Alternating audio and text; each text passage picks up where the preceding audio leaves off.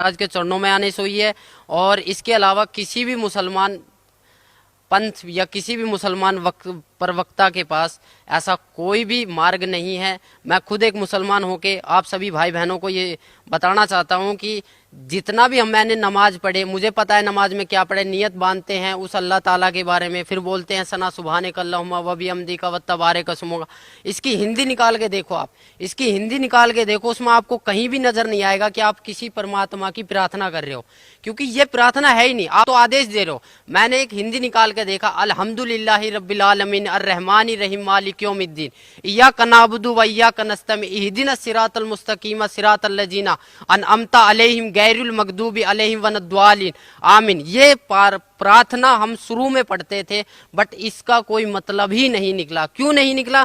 क्योंकि इसमें कोई प्रार्थना की चीज है ही नहीं।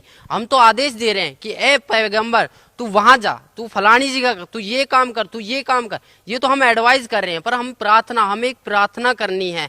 हमें नमाज का मतलब समझना है। नमाज चीज क्या है? नमाज का मतलब जो है परमात्मा बताते हैं कि नमाज का मतलब होता है कि अरदास लगाना, अपनी प्रार्थना लगाना, नित्य नियम करना। हमें 5 टाइम की नमाज दी है, फजर, जोहर, असर, मगरिब, ये 5 टाइम की जो नमाज दी है। पर आज लग हमने नमाज कौन सी सच्चे दिल से पढ़ी?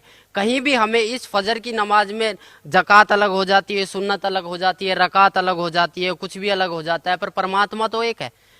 हम पैदा होते हैं तब हम हिंदू होते हैं, और जब हमारी जो हमारी मुसलमानी कर दी जाती है फिर हम मुसलमान बन जाते हैं। ऐसा क्यों? अगर मालिक मुसलमान ही बनाना था तो वो जो मुसलमानी होती है वो ऊपर से ही क्यों नहीं बना के भेजी? इसका कोई जवाब है? किसी भी मुल्ला जी के पास इसका कोई जवाब नहीं है। ना ही हमारे मोहम्मद साहब ने कभी मांस को छुआ था। मोहम्मद साहब के 1,80,000 शिष्य हो गए थे, ना ही उन्होंने कभी मांस को छुआ और ना ही उन्होंने कभी बोला कि तुम मांस को खाओ। कभी भी किसी ने बोला नहीं है। मेरी सभी मुसलमान भाइयों, पूरे हिंदुस्तान, पूरे वर्ल्ड के मुसलमान भाइयों से प्रार्थना है कि मांस खाना, ये समझ लो हम अपने बेटे की कुर्बानी दे रहे हैं, हम अपने बेटे के मांस को खा रहे। एक मांस दूसरे मांस को खा रहा है, इससे बड़ा राक्षस और होगा कौन?